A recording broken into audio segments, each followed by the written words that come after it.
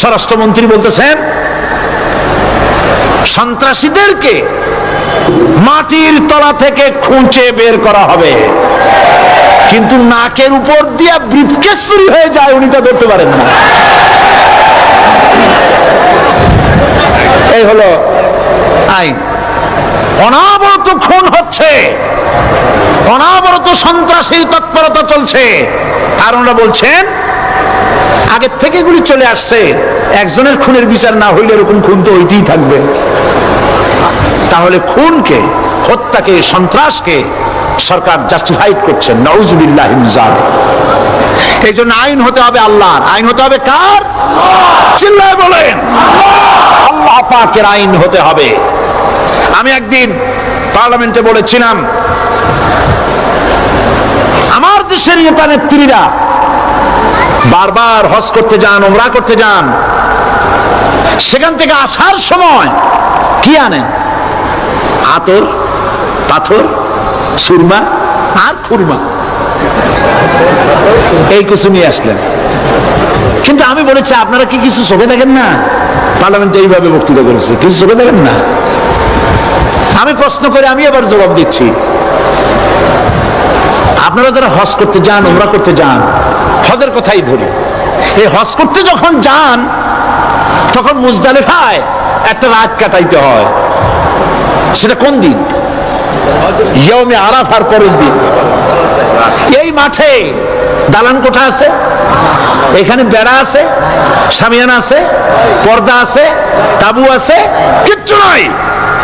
লক্ষ লক্ষ নারী আর পুরুষ পাশাপাশি শুয়ে থাকে, তাও সুবহানাল্লাহ কইতে ইচ্ছে করে না। সারা রাত জনে জনে পুলিশ পাহারাদার নাই।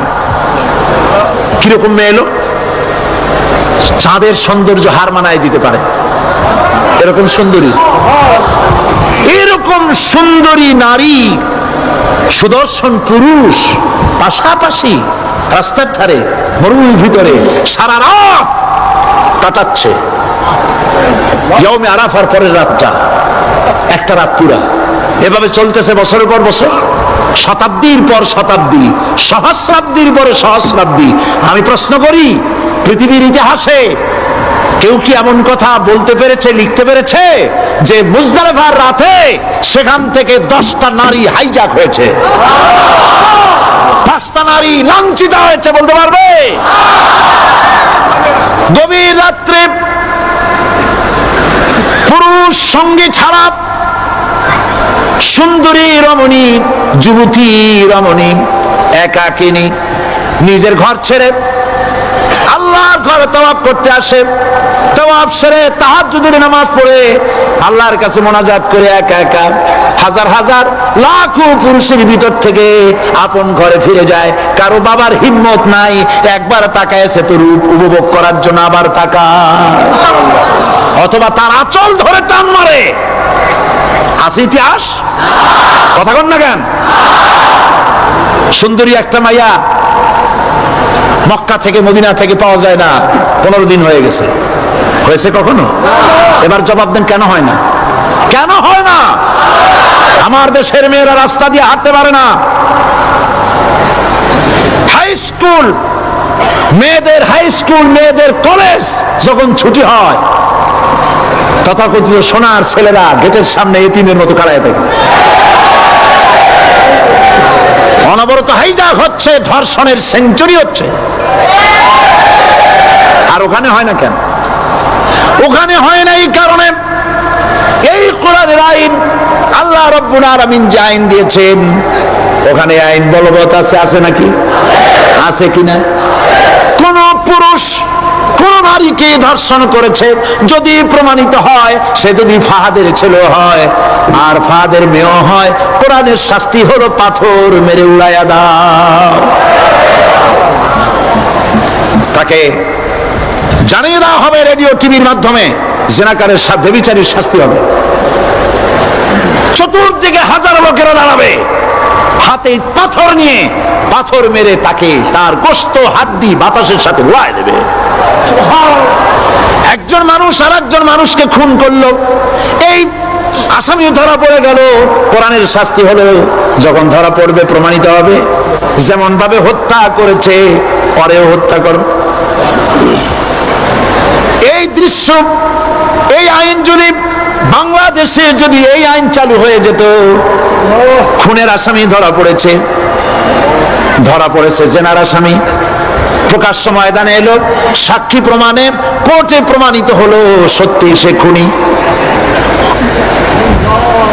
এই বিশাল আউটার স্টেডিয়ামের মাঝখানে খুনি কি দাঁড় করাও, চতুর্দিকে হাজারো লাখো মানুষ থাকুক, রেডিও টিভির ক্যামেরা কার্যকর হবে, পত্র পত্রিকার সাংবাদিকরা আসবে, তরবারির এক আঘাতে খুনির কল্লাটা উড়ায় দাও, দেহটা নিঃসার হয়ে জমিনে পড়ে যাবে।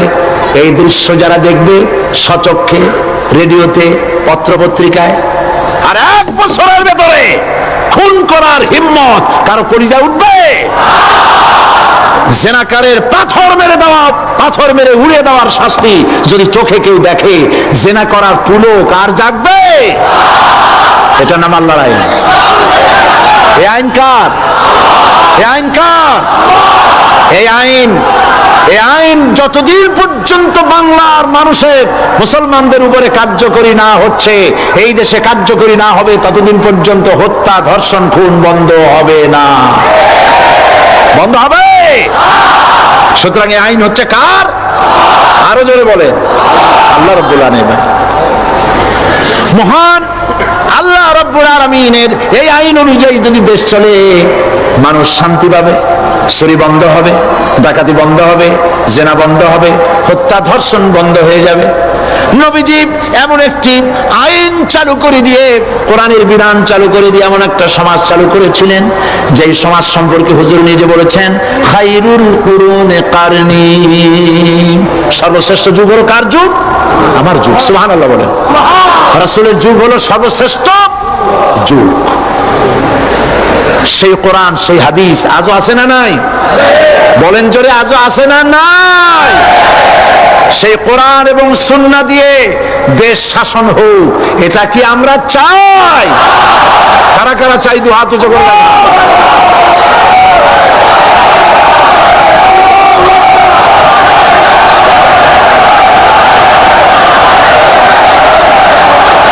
আরে ভাই, আপনারা দাঁড়ায় গেলেন কেন? বসেন বসেন। আমি তো একটা স্লোগান দিতে বললাম, হাত দেখতে চাইছি আমি, মাথা দেখতে চাই নাই। এই সুযোগে কোমরটা সোজা করে নিলেন। আচ্ছা বসেন, আর মহব্বতের সাথে জিকির করেন, লা ইলাহা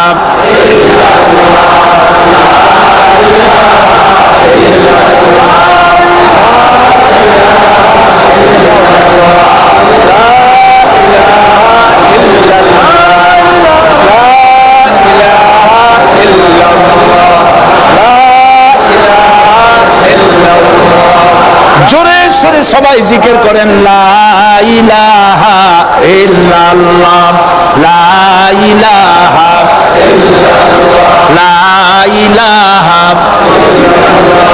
লা ইলাহা ইল্লাল্লাহ মুহাম্মাদুর রাসূলুল্লাহ। বসুন, আমরা মুনাজাত করব। আল্লাহ রাব্বুল আলামিন আয়াতুল কুরসির ভিতরে আল্লাহর সার্বভৌমত্বের কথা বলেছেন, আল্লাহু লা ইলাহা ইল্লা হুয়াল হাইয়ুল কাইয়্যুম। পড়েন আমার সাথে সবাই, আল্লাহু লা ইলাহা ইল্লা হুয়াল হাইয়ুল কাইয়্যুম। আল্লাহ হচ্ছেন যিনি ছাড়া কোনো ইলাহ নাই, তিনি শাশ্বত চিরঞ্জীব। সুবহানাল্লাহি ওয়া বিহামদিহি। আগামীকাল এর বাকি অংশ আমি আপনাদের সামনে আলোচনা করব ইনশাআল্লাহ। জোরে বলেন ইনশাআল্লাহ। দাঁড়ানো ভাইরা বসেন। আপনাদের পাশে যারা দাঁড়িয়েছেন অনুরোধ করে বসায় দেন। বলেন যে আর 5 মিনিট বসেন, আল্লাহর রাস্তায় হাইটেন না। হ্যাঁ বলেন, বলেন আপনারা যে আল্লাহর রাস্তায় হাইটেন না, বসেন, সবাই বসেন। এত বড় মাহফিলের মুনাজাত, সুবহানাল্লাহ বলেন।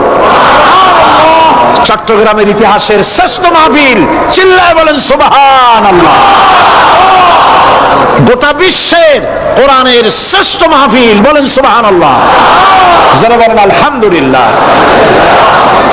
আগামীকাল এ মাহফিলের আখেরি মুনাজাত হবে ইনশাআল্লাহ, বলেন ইনশাআল্লাহ।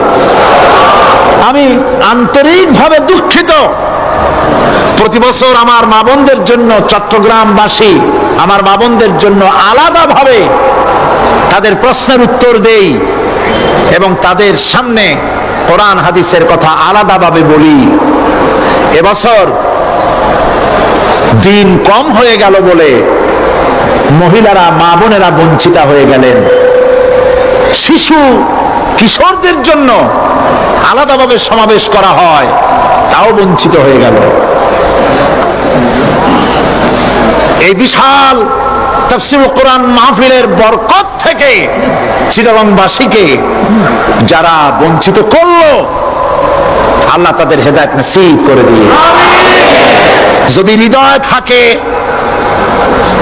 যদি হৃদয় বলে কিছু থাকে, বিবেক বলে যদি কিছু থাকে, আর শরীর যদি মুসলমানের পিওর রক্ত থাকে, তাহলে বাড়ি বসে অনুশোচনা করা উচিত, চোখের পানি ফেলানো উচিত ওই সব লোকের যারা এই বরকতপূর্ণ মাহফিলকে বাধা দিয়েছে।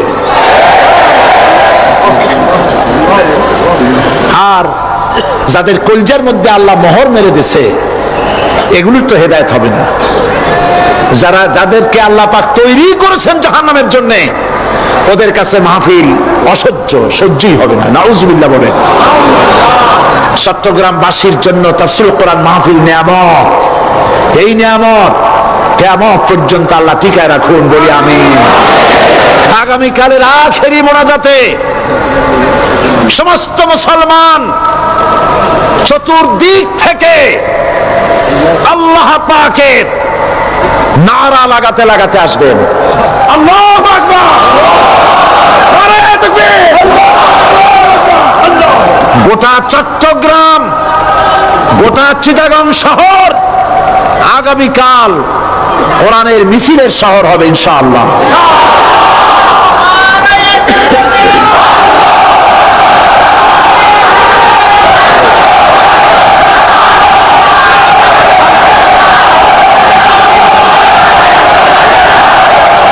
সকল ধন এবং সম্পদের মূল মালিক হচ্ছেন আল্লাহ পাক। সমস্ত ধন সম্পদের মালিক কে? আল্লাহ সুবহানাহু ওয়া তাআলা। কোরআনে কারীম বলছে, লিল্লাহি মা ফিস সামাওয়াতি ওয়া মা ফিল আরদ। আকাশ এবং জমিনের ভিতরে যা কিছু আছে সব কিছুর মালিকানা কার? জোরে বলেন কার? আল্লাহ রাব্বুল আলামিন হচ্ছেন এর একচ্ছত্র মালিক। সুতরাং বান্দাদের কাছে কিছুদিনের জন্য এগুলিকে আমানত রাখা হয়েছে।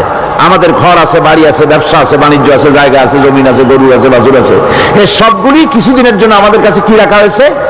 আমানত। আমানতের মাল আপনি আপনার ইচ্ছা মতো খরচ করতে পারবেন না। আমানতের মাল কি ইচ্ছা মতো খরচ করা যায়? যায় না। আমানতের মালকে খরচ করতে হলে মূল মালিকের ইচ্ছা অনুযায়ী খরচ করতে হবে। মূল মালিককে আল্লাহ রাব্বুল আলামিন বলছেন, ইন্নাল্লাহা ইশতারা মিনাল মুমিনিনা আনফুসাহুম ওয়া আমওয়ালাহুম বিআন্না লাহুমুল জান্নাহ। আমি আমার মুমিনের জান এবং মালকে খরিদ করে নিয়েছি, বিনিময় জান্নাত দিয়ে দিয়েছি। তোমার কাছে যে জান আছে, মাল আছে, এটা তোমার নয়, এটা আমার আমানত তোমার কাছে। সুতরাং এই আমানত খরচ করতে হবে মূল মালিকের ইচ্ছা অনুযায়ী। সমাজের এক শ্রেণীর লোক প্রচুর বিত্তের মালিক হবে, সমাজের এক শ্রেণীর লোক প্রচুর বিত্ত এবং সম্পদের মালিক হয়ে ভোগ বিলাসের আনন্দের স্রোতে ভেসে যেতে থাকবে, নিজেকে ভাসিয়ে দেবে। আর এক শ্রেণীর লোক অনাহারে অর্ধাহারে কষ্ট করবে। এই বিধান ইসলামের নয়। কেউ থাকবে 10 তলায় আর কেউ থাকবে 10 তলায়, কেউ খাবে পোলাও কোরমা বিরিয়ানি আর কারো কিসমতে মরিচ পোলাও হবে না। এই বিধান আল্লাহর নয়। ইসলামের বিধান হচ্ছে এই যে আল্লাহ যে সব সম্পদ মানুষকে দান করেছেন, এই সম্পদের ভিতরে বিত্তহীনদের অধিকার রাখা হয়েছে। বিত্তহীন যারা গরিব, যাদের কিছু নাই, তারা আপনার করুণার পাত্র নয়। কি বলেন, তারা কি ধনীদের করুণার পাত্র? কোরআনে কারিমে আল্লাহ বলেন, ওয়াল্লাযীনা ফী আমওয়ালিহিম হাক্কুন লিস-সাইলি ওয়াল মাহরুম। ধনীদের সম্পদের ভেতরে গরিবদের, বিত্তহীনদের অধিকার রয়েছে। সে অধিকার আদায় করে দাও। দান করা এমনি দিয়ে দাও এক জিনিস। গরিবদেরকে, বিত্তহীনদেরকে ইসলাম করুণার পাত্র বানায় নাই, বলেছে অধিকার। অধিকারটা বড় মজবুত কথা, এই কথার লোড আছে, ওয়েট আছে। আপনার আমার সম্পদের, অর্থাৎ যাদের বিত্ত আছে, বিত্ত সম্পদওয়ালা সম্পদশালী লোকেদের সম্পদের ভেতরে গরিবদের অধিকার রয়ে গেছে। সে অধিকার আদায় করতে হবে। ইসলাম সকল মানুষের দারিদ্র্য দূর করে বেঁচে থাকার মৌলিক অধিকার প্রতিষ্ঠিত করেছে। রাসূল করিম সাল্লাল্লাহু আলাইহি ওয়াসাল্লাম বলেছেন, লাইসা লি ইবনি আদম হাক্কুন সিওয়া হাযিহিল খিসাল, বাইতুন ইয়াসকুনুহু ওয়া সাওবুন ইওয়ারি আওরাতাহু ওয়া জালফাল খুবজ ওয়াল মা। আখরাজাহু তিরমিজি। তিরমিজি শরীফের হাদিসের ভিতরে এসেছে, রাসূল করিম সাল্লাল্লাহু আলাইহি ওয়াসাল্লাম বলেছেন, প্রত্যেকটি বনি আদমের তার বাস করার জন্য একটা গৃহ, এবং লজ্জা ঢাকার জন্য, শীত নিবারণের জন্য তার বস্ত্র, আর ক্ষুধা মিটাবার জন্য তার পানি আর রুটি ইত্যাদির ব্যবস্থা করতে হবে। চাই সে মুসলমান হোক আর হিন্দু হোক আর খ্রিস্টান হোক, বনি আদম, আদমের সন্তান যে মানুষ, যে তার এই অধিকার ইসলাম প্রতিষ্ঠিত করেছে। আজ বলা হচ্ছে খাদ্য বস্ত্র বাসস্থান সমাধান দেবে অমুকরা তমুকরা, এরকমের স্লোগান হয় না? ওরা দিতে পারবে না, ওরা দিতে পারে নাই। খাদ্য বস্ত্র শিক্ষা চিকিৎসা বাসস্থানের গ্যারান্টি দিয়েছে কোরআন, দিয়েছে আল্লাহ রসুল জনাব মুহাম্মদ রাসূলুল্লাহ সাল্লাল্লাহু আলাইহি ওয়াসাল্লাম। ইসলাম অর্থনৈতিক নিরাপত্তার জন্য যে সব পন্থা অবলম্বন করেছে, সেটা হচ্ছে যে সমাজের কর্মক্ষম সকল ব্যক্তি রুজির জন্য পরিশ্রম করবে, কেউ বসে থাকতে পারবে না। এটা হচ্ছে ইসলামের নিয়ম, কেউ বসে থাকতে পারবে না। কোরআনে কারীম বলছে, ফাইযা কুদিয়াতিস সালাতু ফান্তাশিরু ফিল আরদ ওয়াবতাগু মিন ফাদলিল্লাহ। ফাইযা কুদিয়াতিস সালাত, যখন তোমার নামাজ সম্পূর্ণ হয়ে গেল, ফান্তাশিরু ফিল আরদ, ছড়িয়ে পড়ো আমার জমিনের উপরে, ওয়াবতাগু মিন ফাদলিল্লাহ, আর আমার অনুগ্রহ অনুসন্ধান করো। রুজি কামানো কোনো খারাপ জিনিস না। কেউ মনে করে সারাদিন বসে বসে আল্লাহর জিকির করব, কেউ দুনিয়াটারে ঝামেলা মনে করে জঙ্গলে চলে যেতে চায়। এটা নিয়ম না। আপনি বসে থাকতে পারবেন না, আপনাকে কাজ করতে হবে। রুজি কামাই করাটাকে কোরআনে কারিমে এতটা সম্মান দিয়েছে, যেটাকে ফদলুল্লাহ বলা হয়েছে। ফদলুল্লাহ, এটা আল্লাহর অনুগ্রহ। সুবহানাল্লাহ বলেন। এটাকে ফদলুল্লাহ বলা হয়েছে, এটা জিনাতুল্লাহ বলা হয়েছে। আপনি যে কাপড় চোপড় ব্যবহার করেন, এই কাপড় চোপড়ের ব্যাপারে আল্লাহ পাক প্রশংসা করেছেন, কাপড় চোপড় সুন্দর করতে বলেছেন। তারপরে রুজি রোজগার হালাল করতে বলা হয়েছে, এবং রুজি কামাবার ব্যাপারে, হালাল ভাবে রুজি কামাবার জন্য ইন্সপিরেশন দেওয়া হয়েছে কোরআন এবং হাদিসে। রাসূল করিম সাল্লাল্লাহু আলাইহি ওয়াসাল্লাম বলেছেন, আল কাসিবু হাবিবুল্লাহ, সহজে যে উপার্জন করে সে আল্লাহর বন্ধু। যে ব্যক্তি ঠেলা গাড়ি চালায়, কুলি মজুর রিক্সা চালায়, নিন্দা নাই, তাকে নিন্দা করা যাবে না।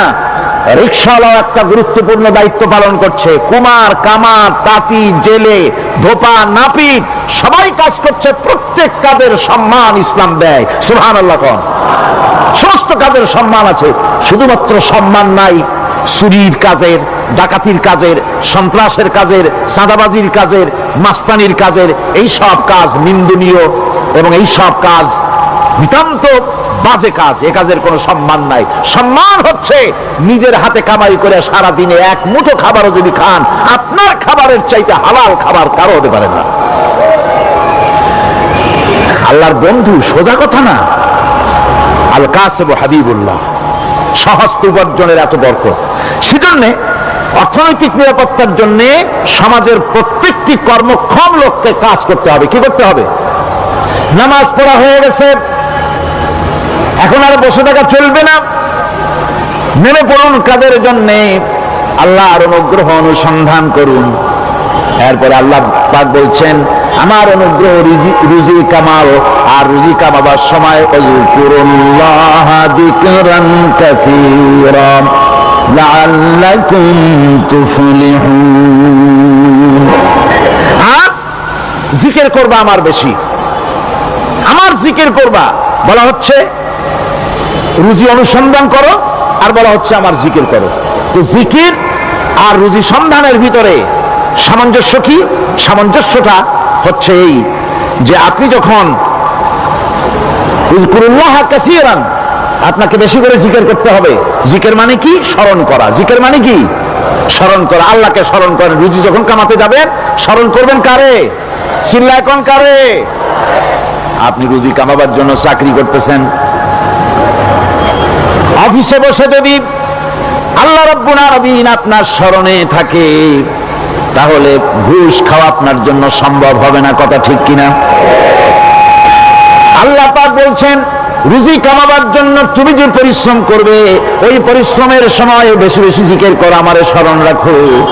অফিসে বসে যখন তুমি কাজ করবে, আমি যদি স্মরণে থাকি, তাহলে তুমি ঘুষ খাইতে পারবে না। তুমি জমিন চাষ করবে, জমিন চাষ করার সময় আমি যদি তোমার স্মরণে থাকি, জমিনের আইল ঠেলা তোমার পক্ষে সম্ভব হবে না। যত রকমের রুজি রোজগারের পথ আছে, আমাকে স্মরণ করো, খারাপ পথ থেকে বাঁচো, হালাল ভাবে রুজি কামাও। হালাল রুজির ভিতরে আল্লাহ রাব্বুল আলামিন বরকত দিয়ে দিবেন। আর কাজ করার জন্য বলা হয়েছে, রাসূল করিম সাল্লাল্লাহু আলাইহি ওয়াসাল্লাম বলেছেন, ইজা সাল্লাইতুমুল ফাজরা ফালা তানুমু আন তালবি আরযাকিকুম। ফজরের নামাজ পড়া হয়ে গেছে, ঘুমায়ো না।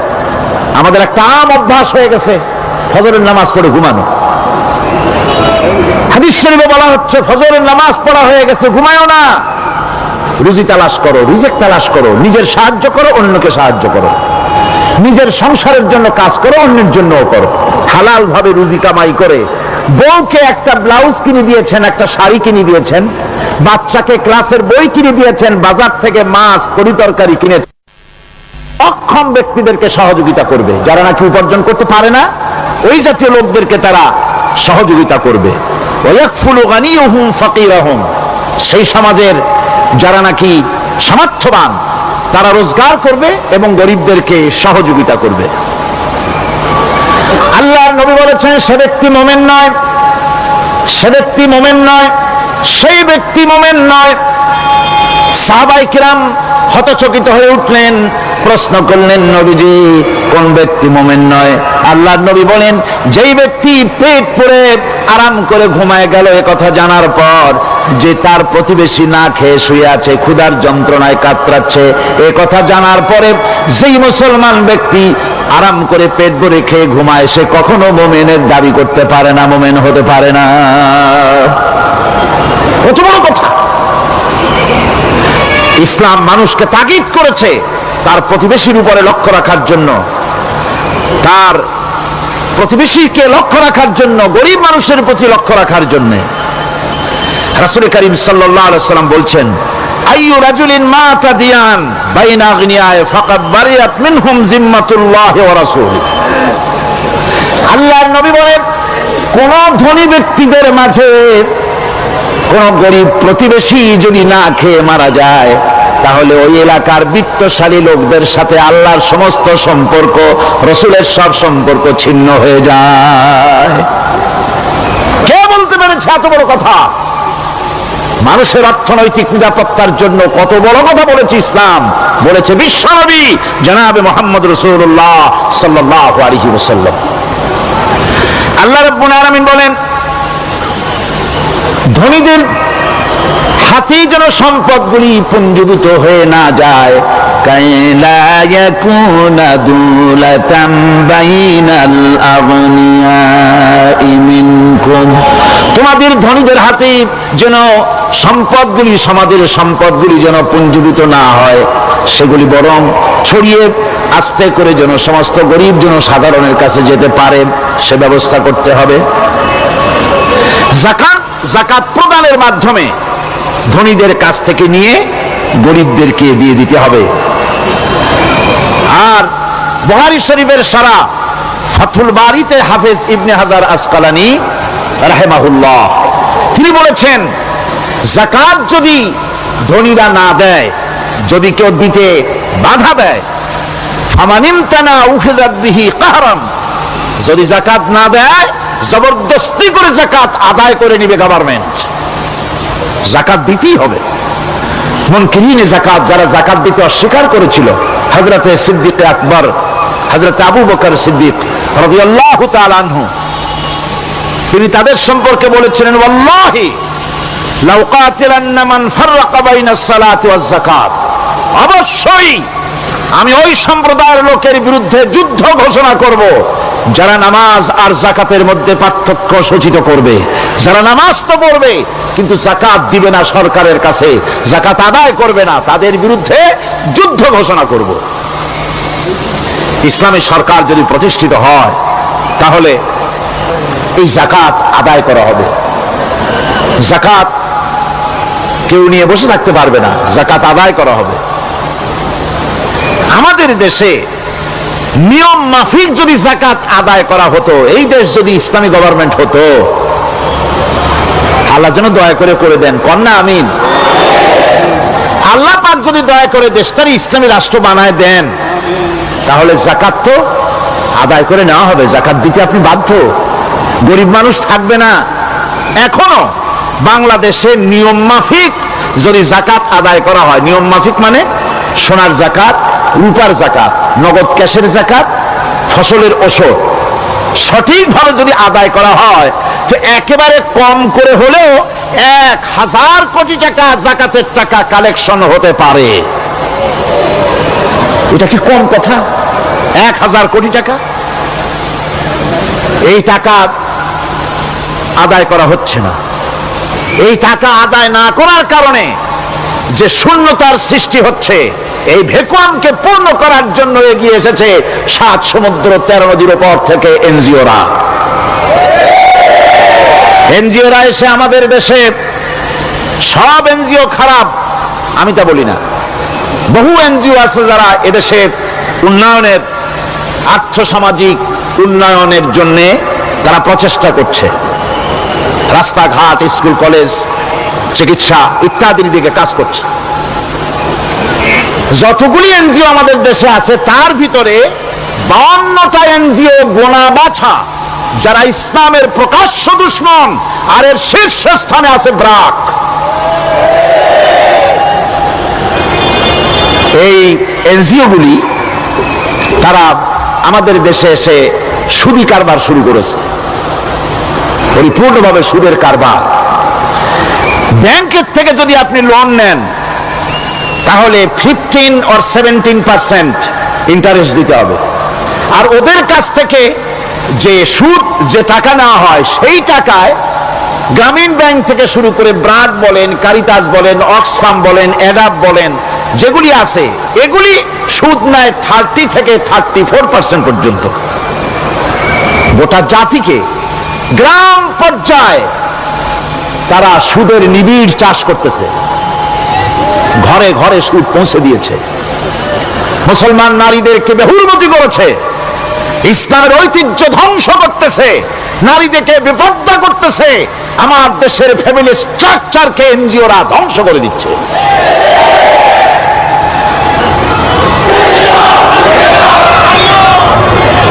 সুতরাং এনজিওরা এই সুযোগটা পেত না যদি জাকাত কালেকশন করা হতো আর জাকাত দিয়ে জাকাত যে সব জায়গায় খরচ করতে হয় সেই খরচ করার জায়গাগুলিতে সঠিকভাবে যদি ব্যয় করা হতো এই অবস্থা হতো না। বাংলাদেশের সম্পদের অভাব নাই। যারা বলে বাংলাদেশ গরিব, আমি তাদের সাথে একমত নই। আক্ষরিক অর্থে বাংলাদেশ গরিব নয়, বাংলাদেশে সম্পদ আছে। বাংলাদেশে যে জিনিসটার অভাব সেটা হচ্ছে ইনসাফ ভিত্তিক বন্টনের অভাব। এখানে কেউ তো 1000 বিঘা জমির মালিক, বিঘা বোঝেন না কি কন আপনারা? কানি। কেউ তো 1000 কানির মালিক, আর কারো তো রান্নাঘর উঠাবার জায়গা নাই। কথাটা ঠিক কিনা? কেউ তো শত শত কোটি টাকা, কত কোটি টাকা যে আছে তা হিসাব করে মাসখানেক লাগবে, গুনিয়া খুলিতে পারবে না। আর কারো তো একটা ট্যাবলেট কেনার পয়সা নাই। সুতরাং আমার দেশে যেভাবে গরিব বলা হয় আক্ষরিক অর্থ ওইভাবে আমার দেশ গরিব নয়। আমাদের দেশে সম্পদ আছে, বহুত জমি অনাবাদি ফেলে রাখা হয়েছে। রাসূল করিম সাল্লাল্লাহু আলাইহি ওয়াসাল্লাম বলেছেন, সেই ব্যক্তির জমিন রাখার অধিকার নাই যে ব্যক্তি তা চাষের আওতায় না আনে। আছে না বহুত জমি পড়িয়া? আবাদযোগ্য জমি আমাদের দেশে আছে যা, তার 2,40,00,000 একর। আমাদের ভূমি সম্পদ রয়েছে। বনজ সম্পদ যা আছে সেটা হচ্ছে 32,53,860 একর জুড়ে বিরাট বনজ সম্পদ আমাদের আছে। ভূমি সম্পদ আছে, বনজ সম্পদ আছে। আমাদের রয়েছে পানি সম্পদ, প্রায় 250 নদী, 3,600 বর্গ মাইল জুড়ে নদীগুলো প্রবাহিত আছে। আমাদের পানি সম্পদ আছে। আমাদের গ্যাস সম্পদ আছে, যে গ্যাস অন্তত 100 বছর চলতে পারে। প্রত্যেক বাড়িতে বাড়িতে গ্যাসের সংযোগ দিলেও 100 বছরে ফুরাবে না। আলহামদুলিল্লাহ কইতে ইচ্ছা করে না? জোরে কোন আলহামদুলিল্লাহ।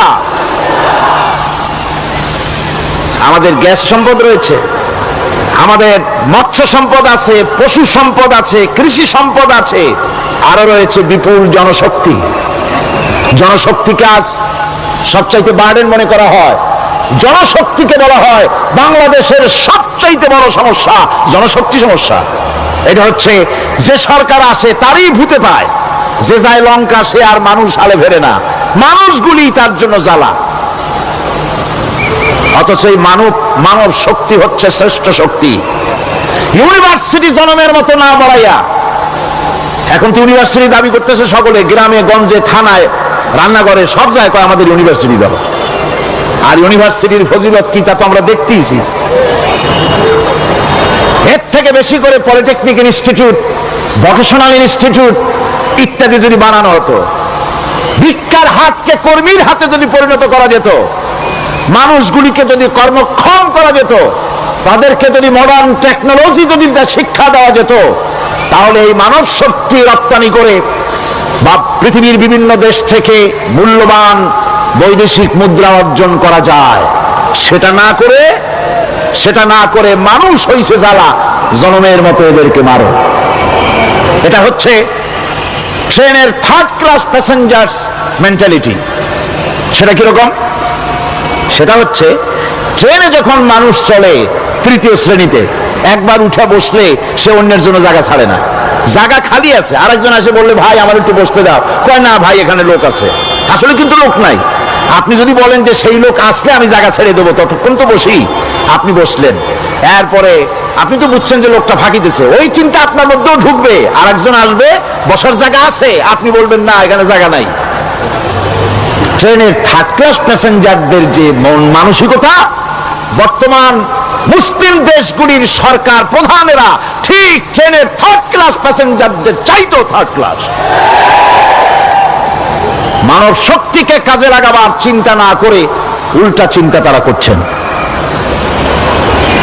এত সম্পদ থাকা সত্ত্বেও বাংলাদেশ আজ যে অভাব সৃষ্টি হয়েছে তা কৃত্রিম, এবং তা সৃষ্টি হয়েছে এটা এর একমাত্র দায়ী এর জন্য রাজনৈতিক ষড়যন্ত্র। রাজনৈতিক ষড়যন্ত্রের কারণেই এই অভাব সৃষ্টি হয়েছে। গোড়া থেকেই আমাদের দেশটি ষড়যন্ত্রের শিকার। প্রথমে ব্রিটিশ বেনিয়ারা 200 বছর পর্যন্ত গোলামীর জিনজির পরিয়ে দিয়েছে। 200 বছর গোলামীর পর দ্বিজাতি তত্ত্ব এবং মুসলিম সংখ্যাগরিষ্ঠতার ভিত্তিতে 47-এর আজাদি, তারপর পশ্চিমাদের শোষণ বঞ্চনা থেকে মুক্তি লাভের জন্য 71-এর আজাদি, এরপরে দেশের 90% হচ্ছে মুসলমান। 90% কারা? চিল্লায় বলেন না কারা? পৃথিবীর এই দ্বিতীয় বৃহত্তম মুসলিম জনগোষ্ঠীকে খ্রিস্টান আর ইহুদিরা তারা চেয়েছে জনগণকে খ্রিস্টান বানাতে। আমাদের দেশের জনগণকে তারা চায় খ্রিস্টান বানাতে। যারা কমিউনিস্ট তারা চায় আমাদেরকে নাস্তিক বানাতে। আর পার্শ্ববর্তী দেশের পেইড এজেন্ট যারা আমাদের দেশে আছে তারা চায় পৃথিবীর নিকৃষ্টতম কুফরি মতবাদ, ধর্ম নিরপেক্ষ মতবাদের মাধ্যমে গোটা জাতিকে ধর্ম থেকে দূরে সরিয়ে দিতে চায়। সুতরাং এই ষড়যন্ত্রের শিকার হয়ে আছে বাংলাদেশ। বাংলাদেশের এই আর্থসামাজিক প্রেক্ষাপটে ইসলামের বিধান ছাড়া, আল্লাহর দেওয়া বিধান ছাড়া এর কোনো মুক্তি নাই, এর নাজাতের কোনো পথ নাই।